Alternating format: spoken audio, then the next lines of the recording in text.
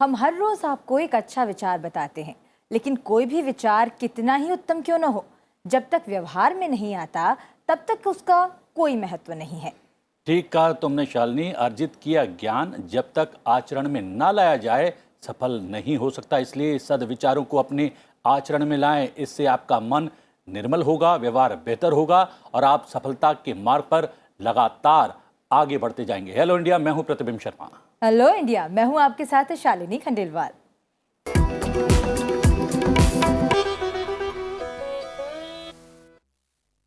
सबसे पहले जानते हैं हेलो इंडिया में आज हम क्या खास दिखाने वाले हैं। जी हाँ, हेलो इंडिया हाइलाइट्स के साथ।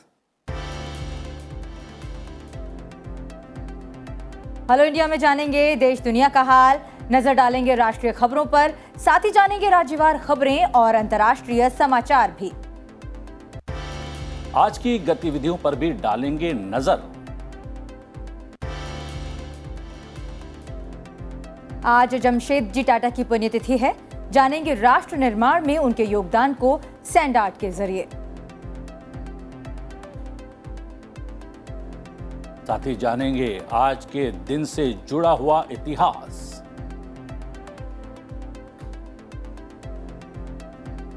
तो जुड़े रहिए अगले आधे घंटे हमारे साथ हेलो इंडिया में। शुरुआत करते हैं आज की मुख्य खबरों के साथ।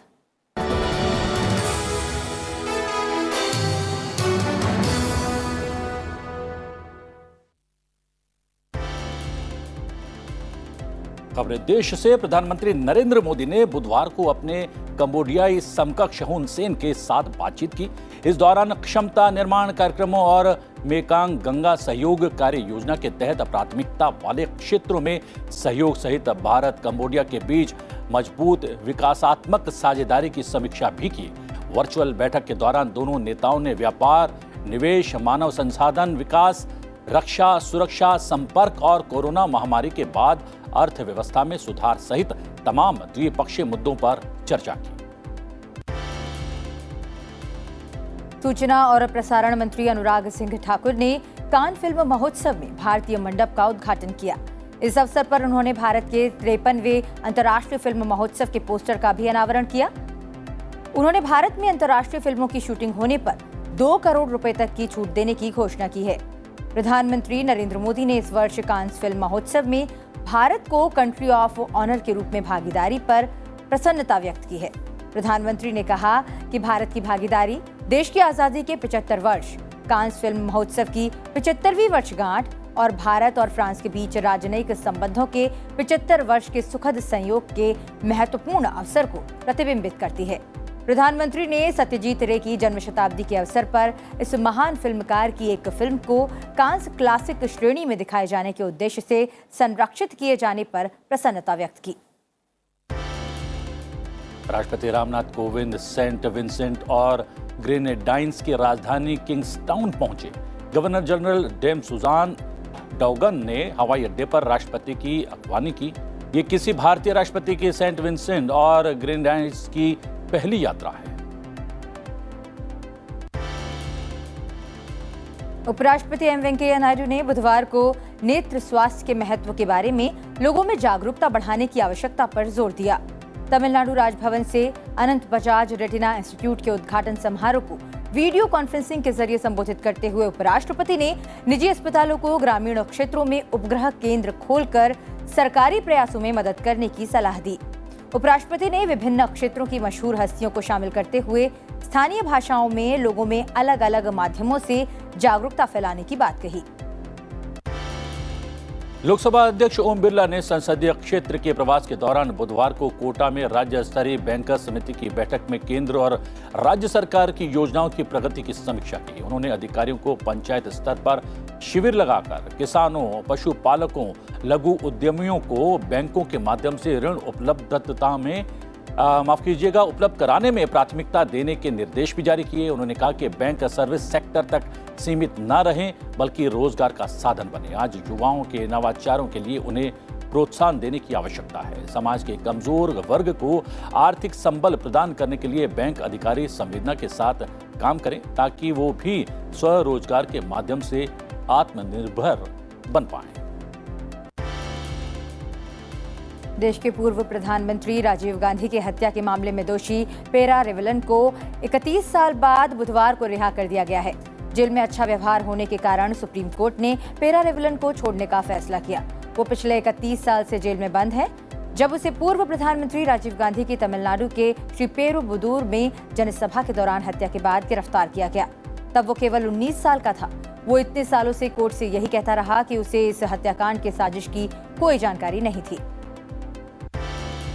सीबीआई ने कथित तौर पर रिश्वत लेने के मामले में लोकसभा सांसद कार्ति चिदम्बरम के निकट सहयोगी एस भास्करमन को गिरफ्तार कर लिया है। गौरतलब है कि पंजाब में तलवंडी साबो बिजली परियोजना में काम कर रहे चीन के 263 नागरिकों को पुनः परियोजना वीजा दिलवाने के लिए 50 लाख रुपए की रिश्वत लेने के आरोप में कार्ति के खिलाफ सीबीआई ने बुधवार को मामला दर्ज किया था और उनके कई ठिकानों पर छापेमारी भी की थी।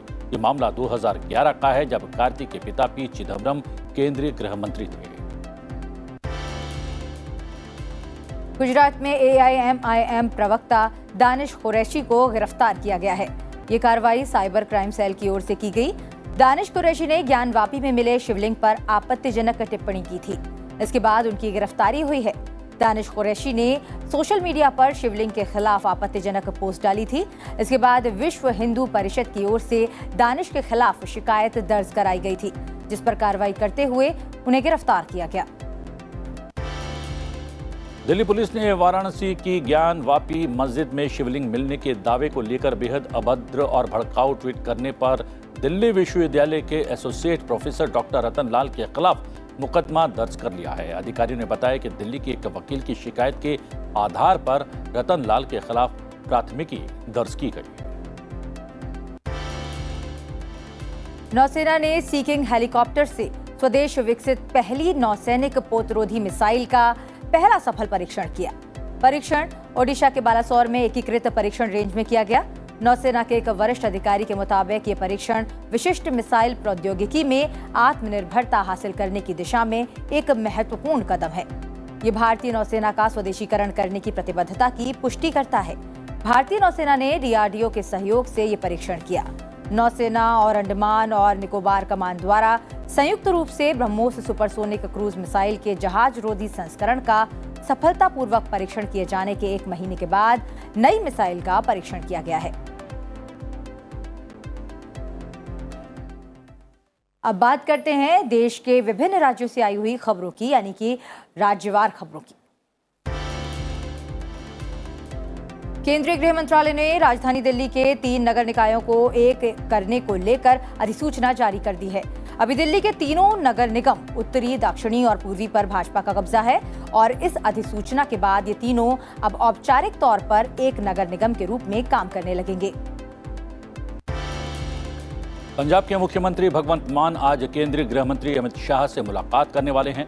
इससे पहले आंदोलनकारी किसानों की मांग स्वीकार करते हुए पंजाब के मुख्यमंत्री भगवंत मान ने बुधवार को 14 जून और 17 जून को धान की अलग अलग बुआई के नए कार्यक्रम का ऐलान किया। इस बीच भाखड़ा व्यास प्रबंधन बोर्ड मामले को लेकर सीएम भगवंत मान केंद्रीय गृह मंत्री अमित शाह से बातचीत करेंगे। महाराष्ट्र आतंकवाद निरोधी दस्ते ATS ने नागपुर में राष्ट्रीय स्वयंसेवक संघ के दफ्तर की रेकी के मामले में जैश ए मोहम्मद के आतंकी को गिरफ्तार किया है। आतंकी रईस अहमद असदुल्लाह शेख ने डॉक्टर हेडगेवार स्मृति भवन परिसर की रेकी की थी और भवन का वीडियो पाकिस्तान स्थित अपने हैंडलर को भेजा था। कांग्रेस की गुजरात इकाई के कार्यकारी अध्यक्ष हार्दिक पटेल ने पार्टी से इस्तीफा दे दिया है। उन्होंने कांग्रेस अध्यक्ष सोनिया गांधी को भेजे गए त्यागपत्र को ट्विटर के पर पोस्ट करके ये जानकारी दी कि उन्होंने पार्टी की प्राथमिक सदस्यता से इस्तीफा दे दिया है। लोकसभा अध्यक्ष ओम बिरला ने अपने संसदीय क्षेत्र कोटा में MBAS अस्पताल का दौरा किया। उन्होंने अस्पताल प्रशासन को निर्देश दिया कि व्यवस्थाओं में सुधार कर OPD रजिस्ट्रेशन काउंटर भी बढ़ाए जाएं ताकि रोगी और उनके परिजनों को कोई असुविधा ना हो। दिल्ली के उपराज्यपाल अनिल बैजल ने निजी कारणों का हवाला देते हुए पद से इस्तीफा दे दिया है। अनिल बैजल को दिसंबर 2016 में राष्ट्रीय राजधानी का उपराज्यपाल नियुक्त किया गया था। उन्होंने राष्ट्रपति को अपना इस्तीफा सौंप दिया है। दिल्ली हाईकोर्ट के 9 न्यायाधीशों ने पद की शपथ ली। इसके साथ ही उच्च न्यायालय में न्यायाधीशों की कुल संख्या 44 हो गई। केंद्र सरकार ने इन नए न्यायाधीशों की नियुक्ति की अधिसूचना 13 मई को जारी की थी। कर्नाटक विधान परिषद के सभापति और उसके सदस्य पद से इस्तीफा देने के बाद वरिष्ठ नेता बसवराज होराती बीजेपी में शामिल हो गए हैं। उन्होंने मुख्यमंत्री बसवराज बोम्मई की उपस्थिति में पार्टी की सदस्यता ग्रहण की। गुजरात के मोरबी के हलवाड़ जीआईडीसी में एक नमक कारखाने की दीवार गिरने से कम 12 लोगों की मौत हो गई, जबकि कई लोगों के जख्मी होने की खबर है। हादसे में जान गंवाने वालों के परिजनों को प्रधानमंत्री राष्ट्रीय राहत कोष से 2 लाख रुपए और घायलों को 50,000 रुपए मुआवजा देने का ऐलान किया गया है। असम में बारिश के बाद आई बाढ़ ने लोगों की मुश्किलें बढ़ा दी है। इस बीच सेना, राष्ट्रीय आपदा बल और स्थानीय प्रशासन ने बाढ़ प्रभावित इलाकों में राहत और बचाव का काम तेज कर दिया है। राज्य के 26 जिलों में बाढ़ और भूस्खलन के कारण 6 लाख से अधिक लोग प्रभावित हुए हैं। अब तक 9 लोगों की जान भी गई है। करीब 40,000 लोगों को राहत शिविरों में पहुंचाया गया है। वहीं भारी बारिश के चलते असम की बराक घाटी और दीमा हासाओ जिले समेत पड़ोसी राज्यों त्रिपुरा, मिजोरम और मणिपुर के कुछ हिस्सों से सड़क और रेल संपर्क पूरी तरीके से टूट गया है। असम और मेघालय में कई जगह सड़क और रेल पटरी बह गई। मौसम विभाग के मुताबिक त्रिशूर, पलक्काड़, मलाप्पुरम, कोझिकोड, वायनाड, कुन्नूर और कासरकोड जिलों में मूसलाधार बारिश का अनुमान है। अलपुझा, कोट्टायम, इडुक्की और एर्नाकुलम जिलों और लक्षद्वीप के लिए तेज बारिश का येलो अलर्ट जारी किया गया है। केरल के तटवर्ती क्षेत्रों और लक्षद्वीप में 40-50 किलोमीटर से लेकर 60 किलोमीटर प्रति घंटे की गति से हवाएं चलने का अनुमान है। मछुआरों को समुद्र में नहीं जाने की सलाह दी गई है। अब रुख करते हैं अंतर्राष्ट्रीय खबरों की ओर। उत्तर कोरिया ने कोविड की स्थिति अति गंभीर हो चुकी है। बीते 24 घंटों में 2,62,270 कोविड-19 के संदिग्ध लक्षणों वाले मरीज सामने आए हैं। कोविड मरीजों की संख्या 2 मिलियन के करीब पहुंच चुकी है। कोविड के अत्याधिक मामले सामने आने के एक हफ्ते बाद उत्तर कोरिया ने उसे स्वीकारा। वहीं स्वास्थ्य देखभाल और संसाधनों की कमी के बावजूद संक्रमण की दर को धीमा करने के लिए सरकार कोशिश कर रही है। यूक्रेन पर रूस के आक्रमण के मद्देनजर नाटो में शामिल होने के अपने दबाव के बीच अमेरिकी राष्ट्रपति जो बाइडेन, स्वीडन के प्रधानमंत्री मैग्डलेना एंडरसन और फिनलैंड के राष्ट्रपति सॉली निनिस्टो से मुलाकात करेंगे। तीनों के बीच की बैठक की मेजबानी व्हाइट हाउस करने वाला है। यूक्रेन से युद्ध के बीच रूस की तरफ से बड़ा दावा किया गया है। रूस ने कहा है कि मारियुपोल के चूर्णित इस्पात संयंत्र के अंदर रुके हुए करीब 1000 यूक्रेनी लड़ाकों ने आत्मसमर्पण कर दिया है। चीन पूर्वी लद्दाख में रणनीतिक रूप से महत्वपूर्ण पैंगोंग झील के आसपास के अपने कब्जे वाले क्षेत्र में एक दूसरे पुल का निर्माण कर रहा है। ये चीनी सेना के लिए इस क्षेत्र में अपने सैनिकों को जल्द पहुंचाने में मददगार साबित हो सकता है। उपग्रह की तस्वीरों और इस घटनाक्रम से परिचित लोगों ने ये जानकारी दी है। 2 साल से अधिक समय से पूर्वी लद्दाख में कई तनाव वाले बिंदुओं पर भारतीय और चीनी सेनाओं में जारी गतिरोध के बीच इस पुल का निर्माण किया जा रहा है। इस नए निर्माण को लेकर भारतीय रक्षा प्रतिष्ठान की तरफ से अभी तक कोई आधिकारिक प्रतिक्रिया या टिप्पणी नहीं आई। श्रीलंका में चल रहे आर्थिक संकट के बीच राहत भरी खबर सामने आई है। वर्ल्ड बैंक ने श्रीलंका को 160 मिलियन अमेरिकी डॉलर की सहायता प्रदान की है। श्रीलंका के प्रधानमंत्री ने इस बात की जानकारी देते हुए कहा कि इससे वो देश में चल रहे ईंधन के संकट को दूर करने की कोशिश करेंगे। रूस यूक्रेन युद्ध के बीच अनाज के संकट को लेकर विश्व बैंक ने कहा है कि एक प्रमुख अनाज उत्पादक नया वित्त पोषण अगले 15 महीनों में खाद्य और उर्वरक उत्पादन को बढ़ावा देने, अधिक व्यापार की सुविधा और कमजोर परिवारों और उत्पादकों का समर्थन करने के लिए परियोजनाओं को वित्त पोषित करेगा। भारत के पड़ोसी देश पाकिस्तान की मुद्रा का हाल डॉलर के आगे बुरा है। डॉलर के मुकाबले पाकिस्तानी रुपया 200 रुपए प्रति डॉलर तक पहुंच सकता है। हाल में पाकिस्तानी रुपए की कीमत डॉलर के मुकाबले ऐतिहासिक रूप से 195 रुपए के पार चली गई। और हम बता दें कि सुप्रीम कोर्ट ने बुधवार को अगस्ता वेस्टलैंड वीवीआईपी हेलीकॉप्टर घोटाले की जांच एजेंसियों द्वारा की जा रही ब्रिटिश नागरिक क्रिश्चियन मिशेल जेम्स की जमानत अर्जी पर सीबीआई और प्रवर्तन निदेशालय यानी कि ईडी को नोटिस जारी किया है। जस्टिस डीवाई चंद्रचूड़ की अध्यक्षता वाली बेंच ने माइकल की जमानत याचिकाओं पर सीबीआई और ईडी को ये नोटिस जारी करके 4 सप्ताह के भीतर उनसे जवाब मांगा है और मामले को जुलाई में सुनवाई के लिए लिस्टेड भी किया है। और अब नजर डालते हैं आज की गतिविधियों पर। प्रधानमंत्री नरेंद्र मोदी आज सुबह 10:30 बजे वडोदरा में एक युवा शिविर को संबोधित करेंगे। इसका आयोजन श्री स्वामीनारायण मंदिर कुंडल धाम और श्री स्वामीनारायण मंदिर करेली बाग द्वारा किया गया है। इसका उद्देश्य राष्ट्र निर्माण के प्रयासों में युवाओं की भागीदारी को बढ़ावा देना है। लोकसभा अध्यक्ष ओम बिरला 49वें IFTDO विश्व सम्मेलन और प्रदर्शनी 2022 का उद्घाटन करेंगे। विज्ञान भवन में आयोजित इस कार्यक्रम की शुरुआत दोपहर 3 बजे होगी। पूर्व लोकसभा अध्यक्ष डॉक्टर एन संजीव रेड्डी की जयंती के अवसर पर संसद भवन के सेंट्रल हॉल में सुबह 10:30 बजे उन्हें पुष्पांजलि अर्पित करने का कार्यक्रम होगा। लोकसभा की ग्रामीण विकास और पंचायती राज पर स्थायी समिति की बैठक आज संसद भवन परिसर में होने वाली है। साथ ही वित्त संबंधी स्थायी समिति, जल संसाधन पर स्थायी समिति और याचिका समिति की बैठक भी आज आयोजित होने वाली है। इसके अलावा राज्यसभा की कार्मिक लोक शिकायत कानून और न्याय संबंधी स्थायी समिति की बैठक भी आज होने वाली है। और अब समय हो गया है एक छोटे से ब्रेक का। बिल्कुल प्रतिबिंब, और ब्रेक पर जाते जाते हम हमेशा ही हमारे दर्शकों को खूबसूरत तस्वीरें दिखाते हैं और आज ब्रेक पर चलते चलते आपको दिखाने वाले हैं कांस फेस्टिवल की झलकियां। दरअसल बीती रात कांस फेस्टिवल का शानदार आगाज हुआ जिसमें भारतीय कलाकारों ने भी परफॉर्म किया। उनके परफॉर्मेंस ने हर किसी का मन मोह लिया। तो आप आनंद लीजिए इन खूबसूरत तस्वीरों का। ब्रेक के बाद आपको दिखाएंगे आज के दिन से जुड़ा इतिहास। बने रहिए हमारे साथ।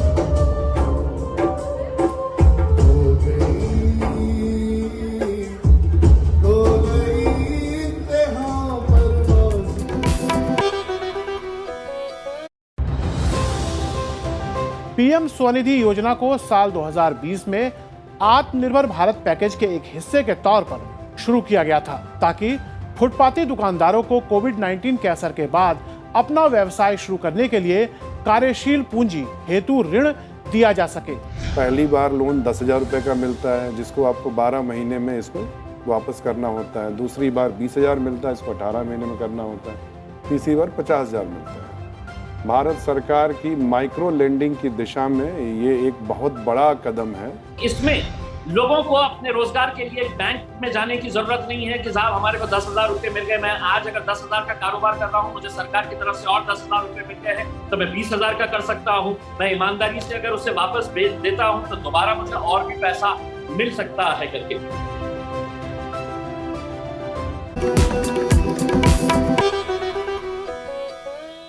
हेलो इंडिया ब्रेक के बाद आपका एक बार फिर से स्वागत है। अब बात आज के इतिहास की। 19 मई वर्ष 1824 में नाना साहेब का जन्म महाराष्ट्र के वेणुग्राम में हुआ। वे वर्ष 1857 के पहले भारतीय स्वतंत्रता संग्राम के शिल्पकार थे। नाना ढूंढूपंत के नाम से भी प्रसिद्ध थे। स्वतंत्रता संग्राम में नाना साहेब ने कानपुर में अंग्रेजों के विरुद्ध नेतृत्व किया था। उनके पिता पेशवा बाजीराव द्वितीय के सगोत्र भाई थे। पेशवा ने बालक नाना को अपना दत्तक पुत्र स्वीकार किया, जिस वजह से वे नाना राव भी कहलाए। पेशवा बाजीराव द्वितीय के स्वर्गवास के बाद नाना राव ने मराठा साम्राज्य के 14वें पेशवा पद की दावेदारी की। जब मेरठ में क्रांति का श्री गणेश हुआ तो नाना साहब ने बड़ी वीरता और दक्षता से क्रांति की सेनाओं का कभी गुप्त रूप से तो कभी प्रत्यक्ष रूप से नेतृत्व किया।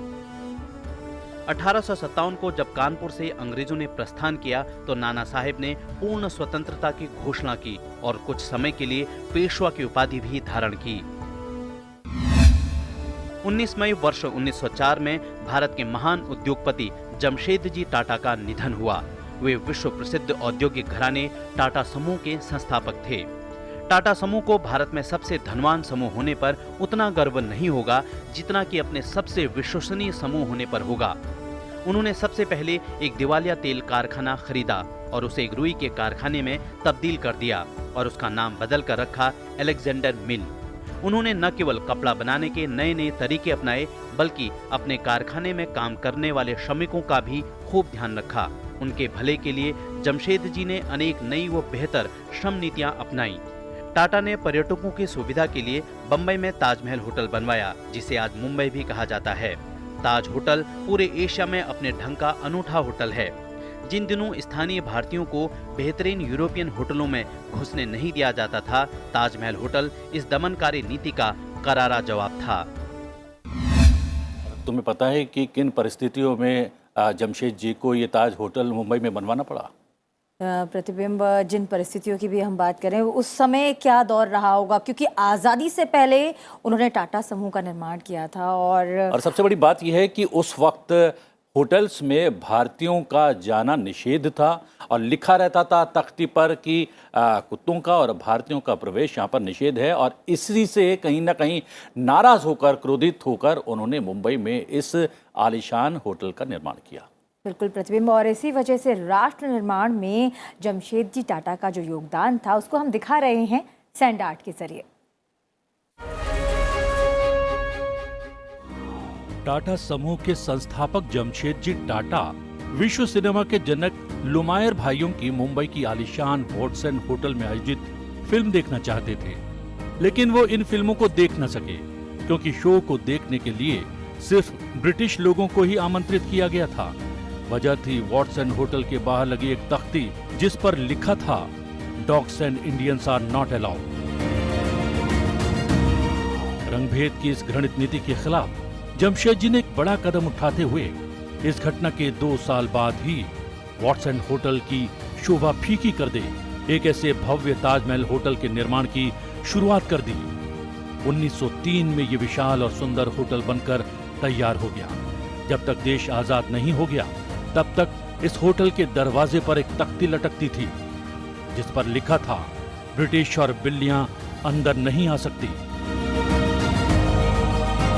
चीन और हांगकांग के व्यापार का मुआयना करने के बाद जमशेद जी टाटा ने इंग्लैंड की 2 यात्राएं की और लंकाशायर के कपड़ा उत्पादन की बारीकियों का अध्ययन किया। उनको ये जानकर दुख हुआ कि भारत से सस्ते दाम में कपास खरीदकर कैसे ब्रिटिश उसका कपड़ा बनाकर ऊंचे दाम में बेचा करते हैं। कपड़ा उत्पादन की तकनीक और कपड़ा बनाने में जलवायु के महत्व को समझकर स्वदेश वापस आ जमशेद जी ने नागपुर में वातानुकूलित कपड़ा मिलों की स्थापना की। जल्द ही उनकी मिलों से उन्नत किस्म का कपड़ा बनने लगा। औद्योगिक विकास में जमशेद जी यही नहीं रुके। देश के सफल औद्योगिकीकरण के लिए उन्होंने इस्पात कारखानों की स्थापना के लिए एक ऐसे स्थान की खोज की जहां खदानों के साथ कोयला और पानी की सुविधा भी हो। तत्कालीन बिहार और आज के झारखंड के जंगलों की सिंध भूमि में उन्हें ये सब मिल भी गया। इस जगह का नामकरण बाद में जमशेद जी के नाम पर किया गया। जमशेद जी की सोच यही नहीं रुकी। उन्होंने पश्चिमी घाटों के बड़े बड़े झरनों से बिजली उत्पन्न करने वाला विशाल उद्योग स्थापित करने का बीड़ा उठाया। सफल उद्योगपति और व्यापारी होने के अतिरिक्त सर जमशेद जी उदार चित्त के इंसान थे। उत्पाद तैयार करने के साथ साथ वो औद्योगिक क्रांति के अभिशाप से देशवासियों और विशेष रूप से मजदूरों को बचाना चाहते थे। इसी उद्देश्य से उन्होंने स्कूल, कॉलेज, पुस्तकालय और अस्पतालों का निर्माण कर उन्होंने उनकी जरूरत की हर चीज उपलब्ध कराने की कोशिश की। सिर्फ फैक्ट्रियां लगाना और उससे कमाई करना ही उनका लक्ष्य नहीं था, बल्कि वो एक ऐसा शहर बसाना चाहते थे जो एक उदाहरण बनकर सामने आए। उनका विजन बहुत साफ था।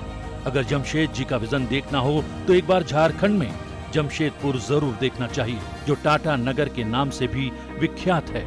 जमशेद जी के जीवन के बड़े लक्ष्यों में एक स्टील कंपनी खोलना, एक विश्व प्रसिद्ध अध्ययन केंद्र स्थापित करना और एक अनूठा होटल खोलना था। साथ ही वो एक जल विद्युत परियोजना भी लगाना चाहते थे। हालांकि उनके जीवन काल में इनमें से सिर्फ एक ही सपना पूरा हो सका, होटल ताजमहल शुरू करने का सपना। बाकी के सभी सपने उनके बेटे और पोतों ने पूरे किए।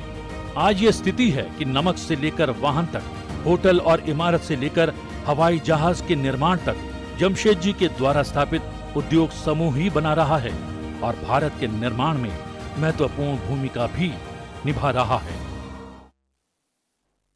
प्रतिबिंब। और अब बढ़ते हैं आगे और नजर डालते हैं संसद टीवी पर आज प्रसारित होने वाले कार्यक्रमों पर। हम 7 बजे मुद्दा आपका और 7:30 बजे कैबिनेट दिस वीक। रात 8 बजे आप देख सकते हैं देश भर की बड़ी खबरों पर आधारित कार्यक्रम आज की खबर। 8:30 बजे आप देख पाएंगे कार्यक्रम पर्सपेक्टिव। और रात 9 बजे देखिए अंग्रेजी न्यूज कार्यक्रम द न्यूज और 9:30 बजे एकम सर।